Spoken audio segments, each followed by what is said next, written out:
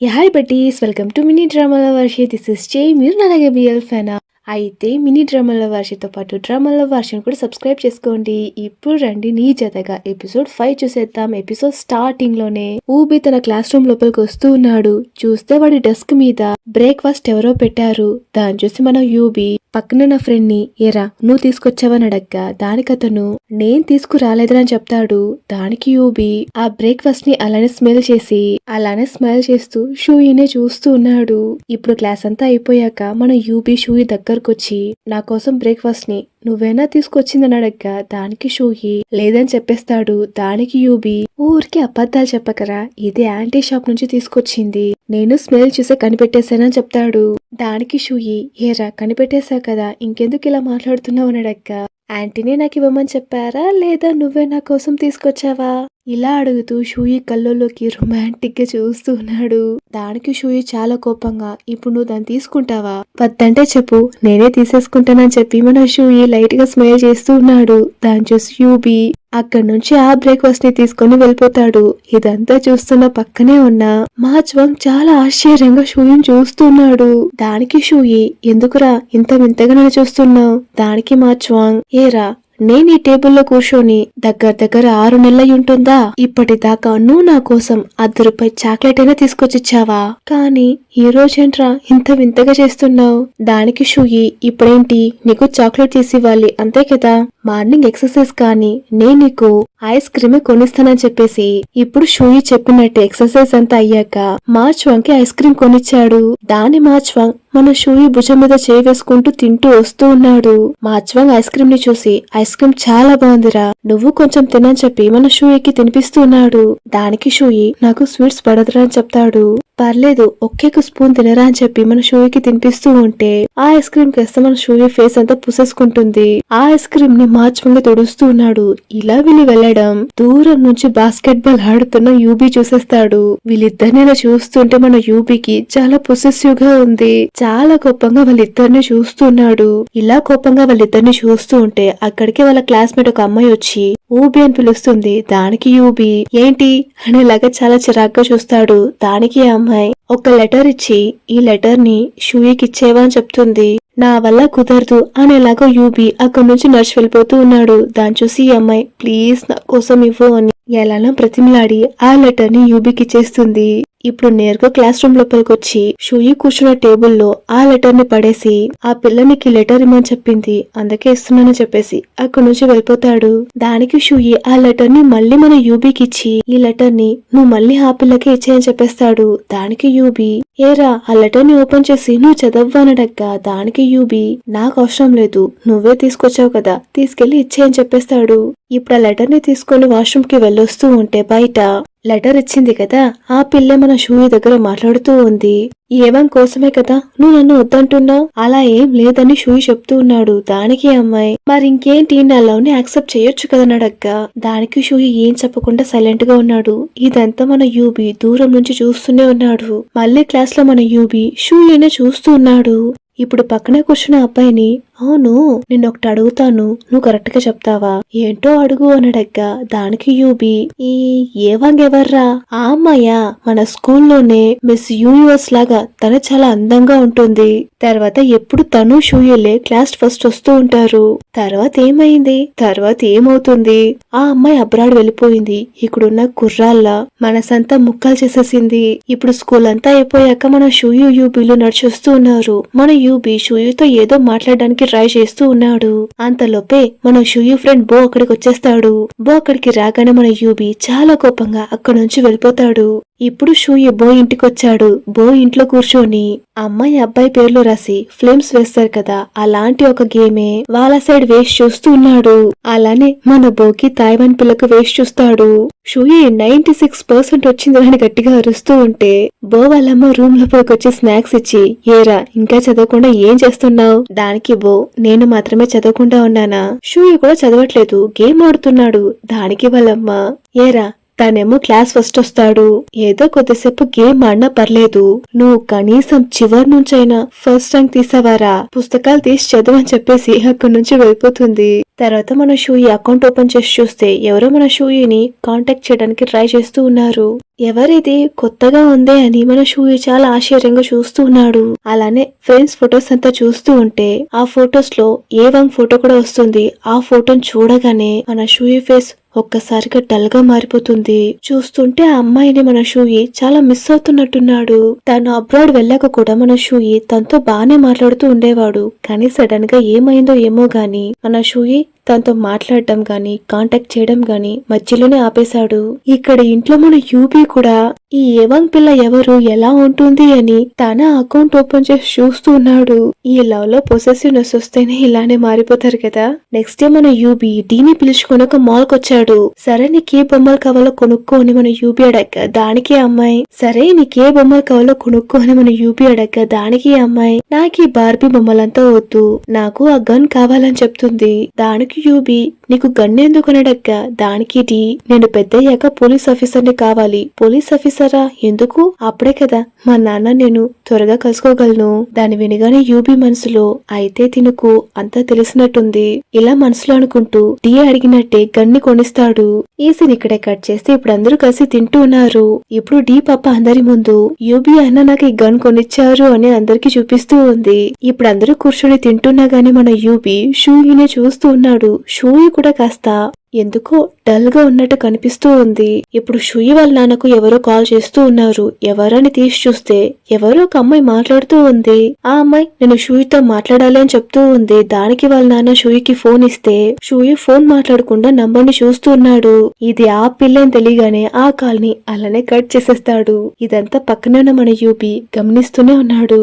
ఇప్పుడు తిన్న తర్వాత మన యూబీ నేరుగా వచ్చి మన షూయి బెడ్ మీద పడుకునేస్తాడు. దాన్ని చూడగానే మన షూయికి పిచ్చా కోపం వచ్చేసి, ఇప్పుడెందుకురా నువ్వు నా బెడ్ మీద పడుకున్నావు, వెళ్ళి మీ ఇంటికెళ్ళి పడుకో అని చెప్తాడు.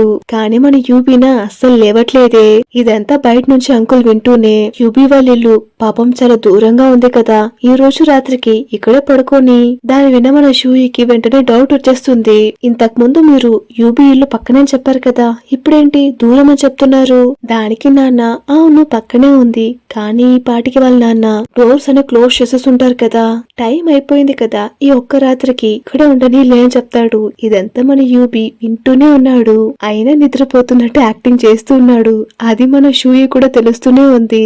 సరే ఇంకేం చేయలేమని చెప్పి యూబీ పక్కనే వెళ్లి పడుకుంటాడు. ఇప్పుడు పడుకున్నవాడు సడన్ గా లేచి మన యూబీ పడుకున్న షూయి చెవి దగ్గర గాలి ఊతుతూ ఉన్నాడు. ఓరే ఏంట్రీ ఈ అర్ధరాత్రి నీ గోలా, నిద్ర పట్టట్లేదురా, ఏం చేద్దాం, ఈ టైంలో ఏం మాట్లాడతావరా, మూసుకొని పడుకో అని చెప్తాడు. దానికి యూబీ, అవును ఏవంగ్ ఎవరు, ఇలా ఏవంగ్ అని చెప్పగానే పడుకునే షూయి టక్కని లేచి తన గురించి నీకెలా తెలుసు, అదంతా పక్కన పెట్టు, ఇందాక కాల్ వచ్చింది కదా తనేనా చేసింది నడక్క. దానికి షూయి, నాకు తెలీదు కదా, నేందా ఆ కాల్ ని అటెండ్ చేయలేదని చాలా చిరాగ్గా చెప్తాడు. సరే మీద్దరు డేట్ చేసుకున్నారా, చచా లేదురా, లేదంటే నువ్వు తనని వన్సడిగా లవ్ చేసావా, అలా ఏం లేదు, తనకే నేనంటే ఇష్టం. అయితే మీ ఇద్దరి మధ్య ఏం జరిగింది, ఇద్దరు చూడటానికి బానే ఉంటారు కదా, క్లాస్ లో కూడా మీరే టాపర్లు, బాగా చదువుతారు కదా, మీ ఇద్దరు డేట్ చేయడానికి ఏముంది. దానికి షూయి, నాకు అర్హత లేదని చెప్తాడు.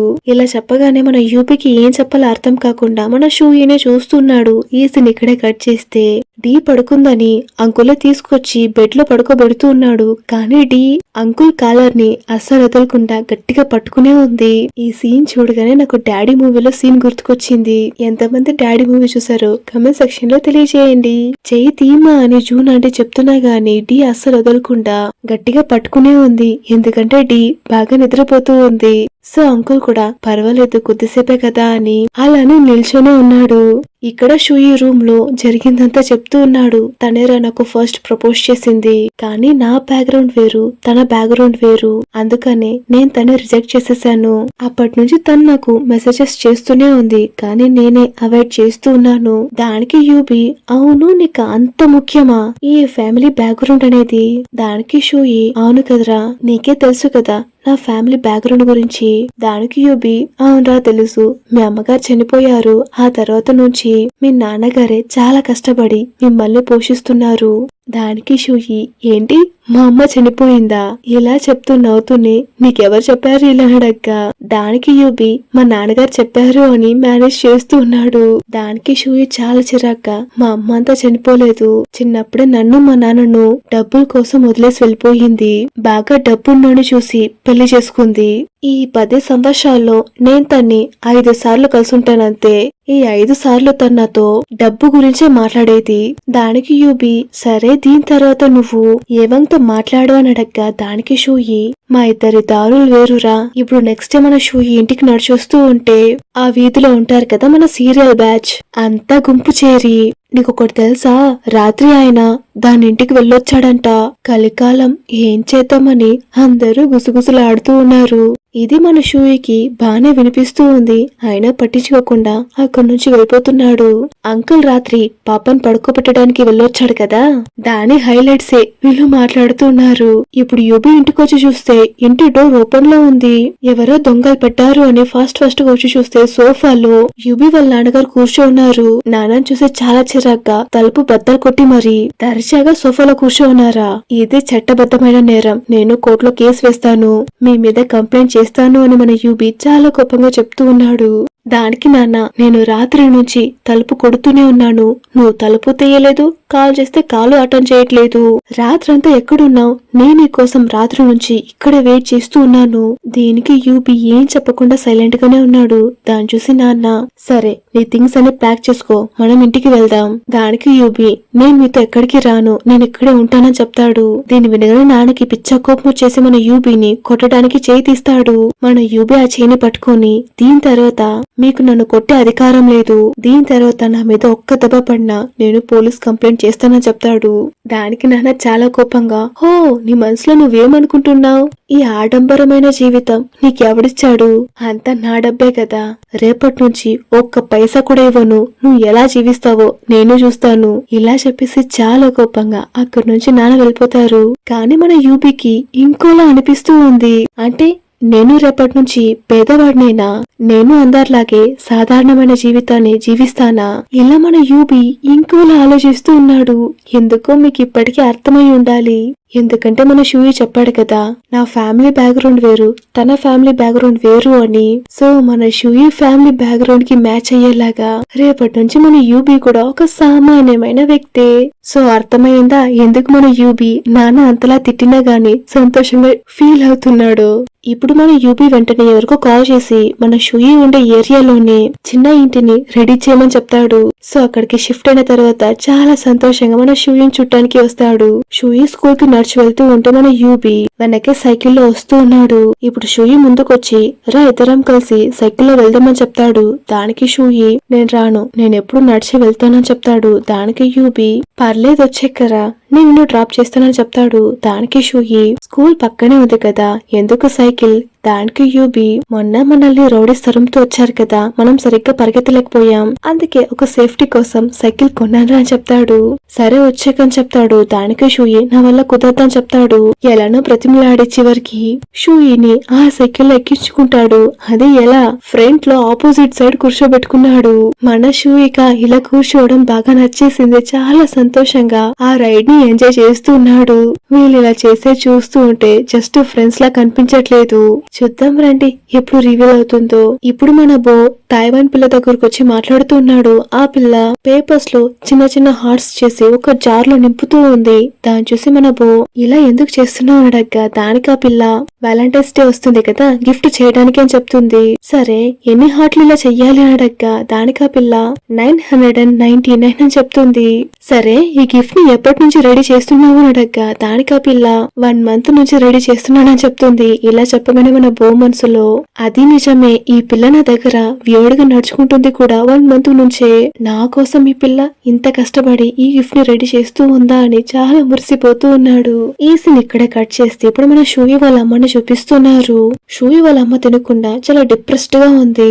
దాన్ని చూసి పనామె, మేడం ఇంకా ఎందుకు తినకుండా ఇలానే ఉన్నారు, ఏదైనా తినండి అని చెప్తుంది. దానికి ఈమె, తిండి ఎంత రుచిగా ఉండి ఏం లాభం, అందరితో కలిసి తింటే గంజి పువ్వు అయినా అమృతంలా ఉంటుందని చాలా బాధపడుతూ ఉంది. ఈ సీన్ ఇక్కడే కట్ చేస్తే ఇప్పుడు షూయి ఇంట్లో కూర్చొని చదువుకుంటూ ఉన్నాడు. ఎవరో వదలకుండా కాల్ చేస్తూనే ఉన్నారు. షూయికి బాగానే తెలుసు కాల్ ఎవరు చేస్తున్నారు అని. అందుకేం చేస్తాడు అంటే టెలిఫోన్ వైర్ నే లాగేస్తాడు. షూయి వాళ్ళ అమ్మగారే వదలకుండా కాల్ చేస్తూ ఉంది. ఈ సీన్ తో ఈ ఎపిసోడ్ ఇక్కడికి ముగుస్తుంది. ఈ ఎపిసోడ్ మీకు ఎలా అనిపించింది కమెంట్ సెక్షన్ లో తెలియజేయండి. అండ్ నేను మీ అందరినీ ఇంకో మంచి ఎపిసోడ్ లో కలుసుకుంటాను. అంటే this is J signing off.